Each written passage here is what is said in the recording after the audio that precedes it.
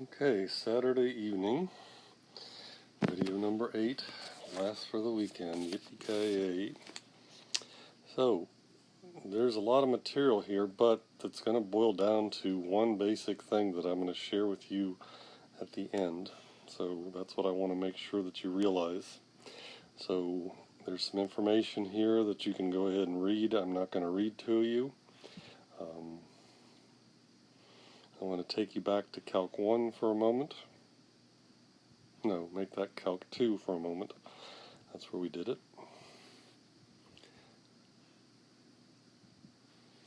Okay, hopefully you pause me, and I want to go on.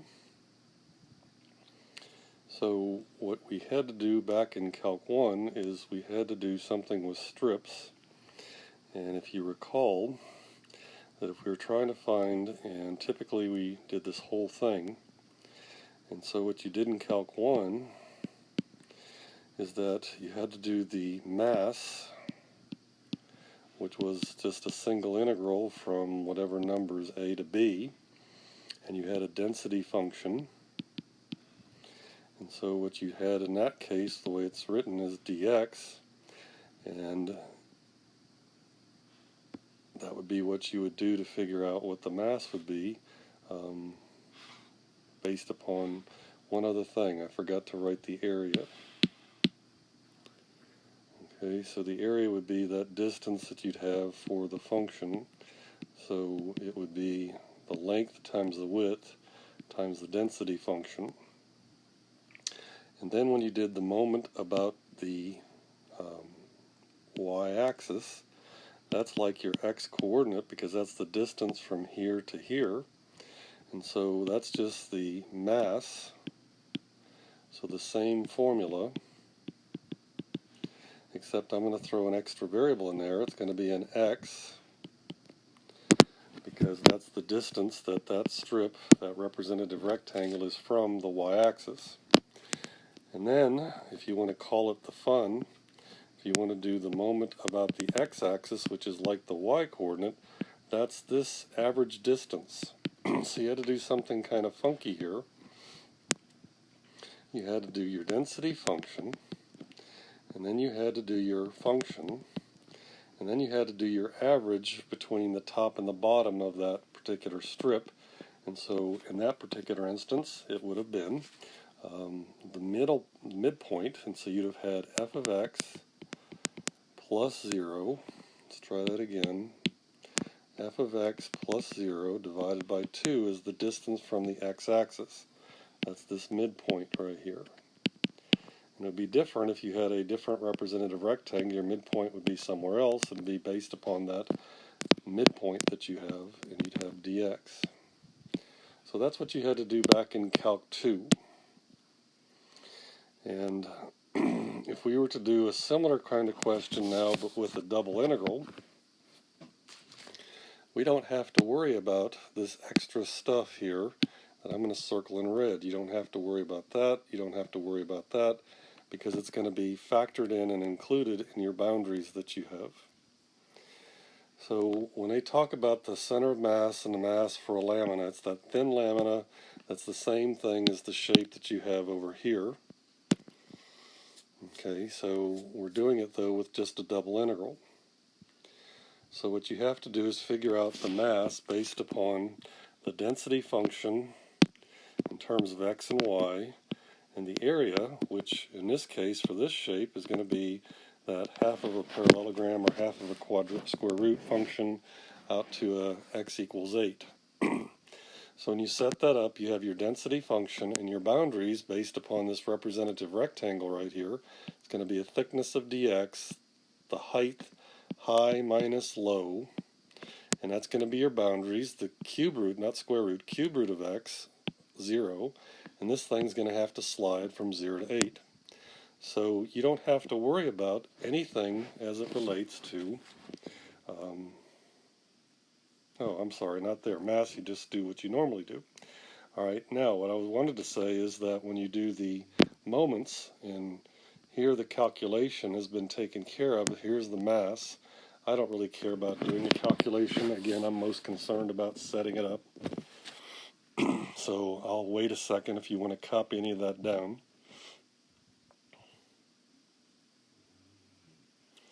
So hopefully you pause me because I'm moving on. Here's what I wanted to talk about, and that is the moment about the y-axis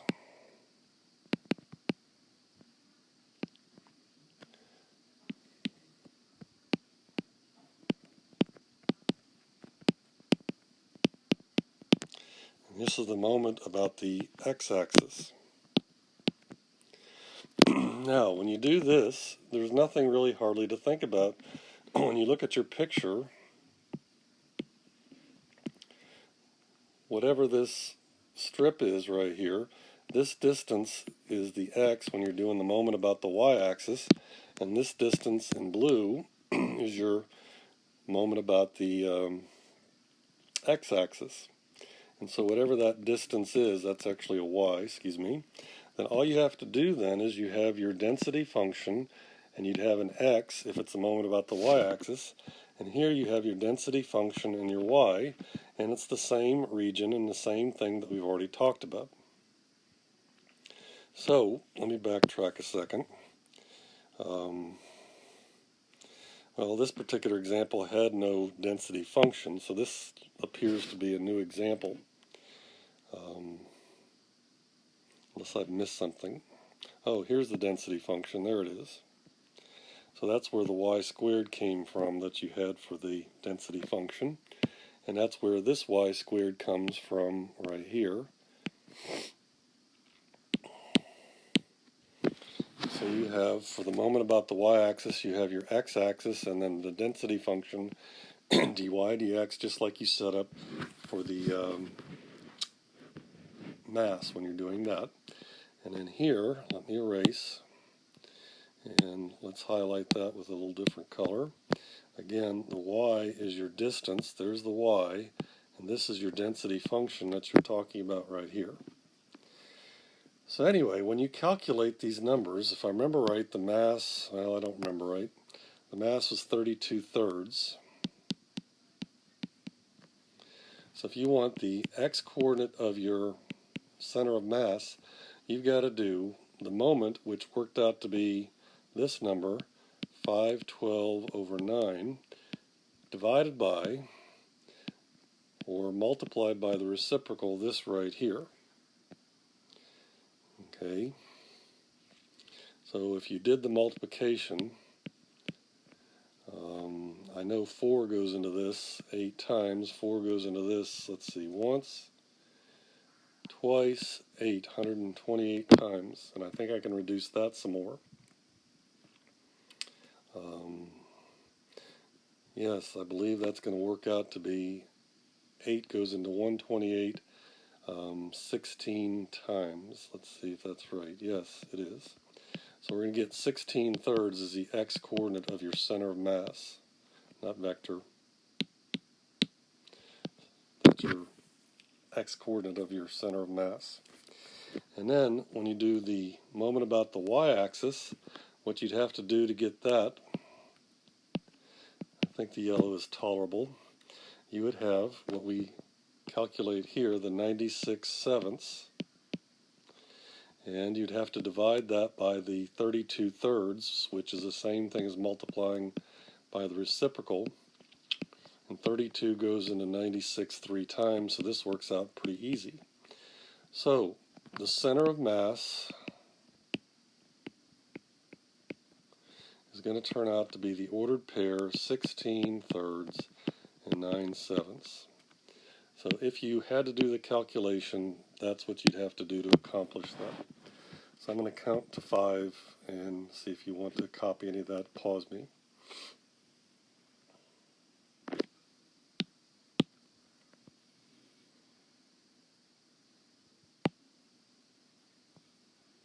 All right, long enough. Let's move on. Oh, here's the calculations that I just did a moment ago. So same numbers that I believe we just talked about. I hope so anyway. Yes, same numbers.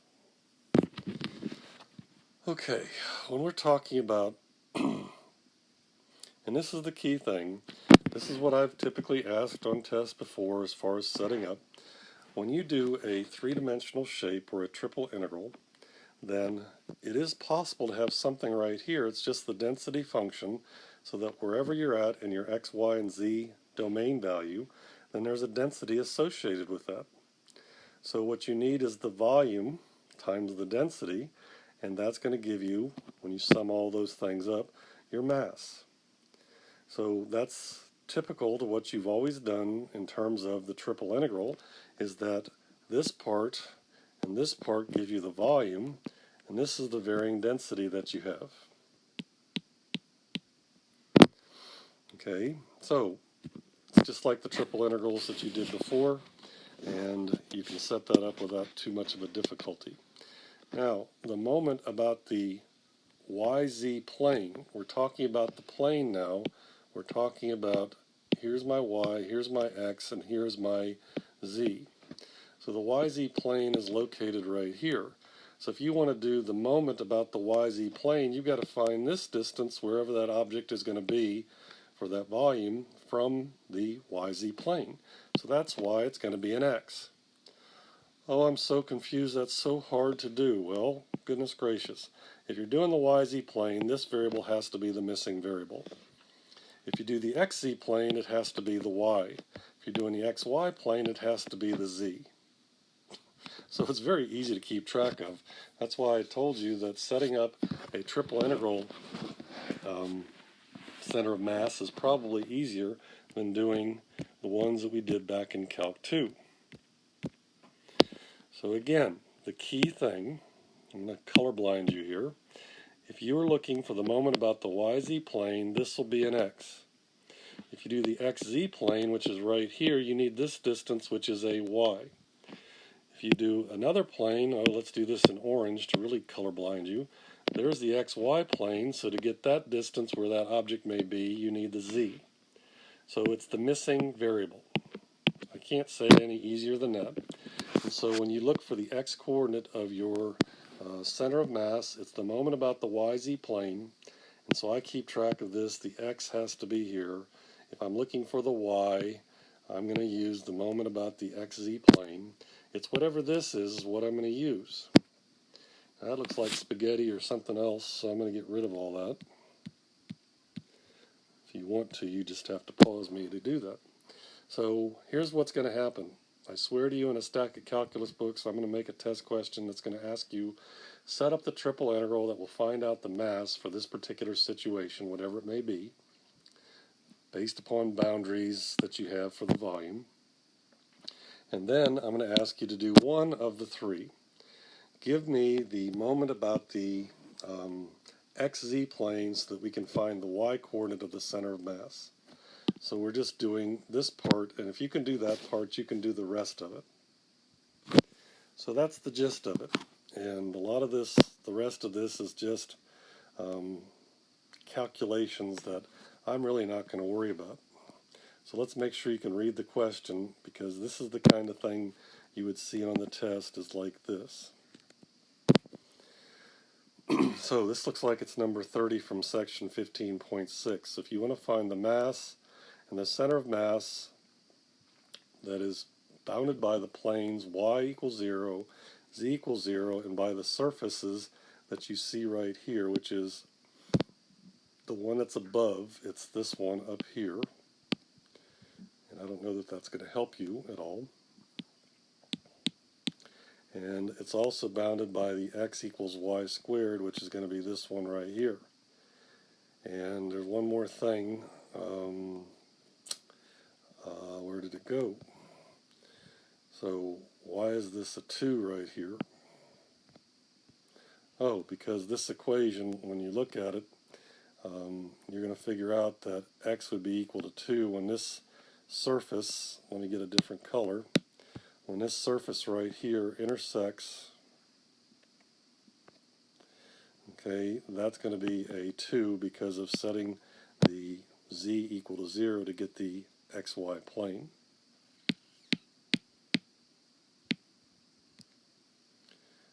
And I'm just going to erase, I think, the rest of that. I won't erase. Don't do that. Please don't do that. Okay, somehow I erased it. I don't even know how I did it. So here's the deal. When you figure out the mass, here's the density function. So you have the density function, and now when you set this up, this is just like a triple integral that you did from section 15.5.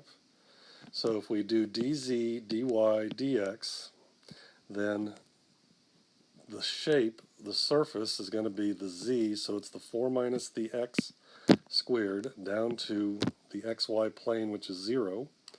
And then you have this two-dimensional shape that you see right here, and you have your representative rectangle. And when you draw that representative rectangle, okay, you have dx as the last one, and so this is going to be high minus low, but it's not solved for the proper equation. If you put a y squared there instead of an x, then you have the same variable. But you don't, because we have taken care of that part of it. We have solved this for y in terms of x, and that's going to be my upper boundary. It's going to go down to a 0, and it's going to have to slide from 0 to 2. So if you understand that, you're good, and then all you have to do is figure out the rest of it, and that's going to be, if you're looking for, well, this is the calculation of it, of the mass. I'll count to 5, but I don't really care if you copy that down or not. Okay, so if you didn't pause me, it's too late now. And so here's the calculation for the mass. But I don't really care about that. I want us to just do these moments about the planes and set them up. So if you're doing the moment about the YZ plane, then this has to have an X, and all the rest of it is going to be the same thing as what you did for the mass. So everything in blue is recopied from the mass, and that's the new thing. And it's easy setup then. So again, I don't care about solving it, but I'll count to 5 in case you do. And we'll set up the other parts just to show you, because I'm not going to tell you which of the 3 I'm going to ask you to do, which moment I'm going to ask you to do. So eventually you get this for your moment about the XY plane. And so if you simplify it, this is going to be your X coordinate right here. Again, if you care about it, of your center of mass. What I care about is setting this up. So if you're doing the moment about the XZ plane, this has to be a Y. And then again, everything else is recopied from the mass. So if you can't set that up, you're just being lazy. Sorry. Getting tired. So if you want to do the calculation, I'll count to 5 in case you want to copy that down. Actually get a sip of water. You get to hear me drink. And moving on, if you didn't pause me, here eventually is the calculation of the moment about the XZ plane, which gives you the Y coordinate. And again, if you want to copy anything, here is the center of mass for the Y coordinate right here. Counting to 5. Okay, we're almost done, because now I want to talk about the last bit, and that's the moment about the XY plane. So what you need for that is you need the Z. That's going to come from the fact that that's missing, and I guess my wife decided to write this a little bit differently, which is okay, but the stuff I'm circling and underlining in green, there is the KXY is the density function, and then the other stuff is just simply helping you get the mass. So everything but the Z that's underlined in green gives you the mass. It should match, and I'm going to double check to make sure I'm not falling asleep here, that it's going to be identical. Here's your KXY, like I said, here's the same thing. So I'm not going to sleep. Alright, so there's the moment about the XY plane, so this has to be a Z. And again, here's the solving of it if you care. I only care about the setup. It would be done right up here. But if you eventually do that, you get this moment is going to be the 256k divided by 105. You solve this because you have the z coordinate is going to be the moment about the xy plane divided by the mass. That's this formula. And you eventually end up with 8/7. So your center of mass is going to be that for that shape. Again, I'll count to 5, and I think we're done. I think the next slide is blank, and hallelujah, I'm done for the weekend. Let's see. Oh, look at that. Unbelievable. So now, for Calc 3, this is all my Calc 3 lectures. This is it for Chapter 15. But there's things in Canvas that you might want to print out that talks about spherical and cylindrical coordinates and a Jacobian. I don't have the energy to do a video for that. I've got 20 some yet to do for the rest of the semester for all my classes. I'm not going to do that, but there's a handout there that I would suggest you print out in case you ever do vector calculus, which is the things that we're not going to do in 16.5 through 16.8. Okay, so there's some handouts there that you definitely want to get, and there's a bunch of handouts in Chapter 16. I did the lectures in Chapter 16, except for the very first 2 or 3, exactly what I would have done if I was teaching it to you in class. Okay, so that's it. See you later. Good night. Talk to you on Monday sometime, once I check the schedule.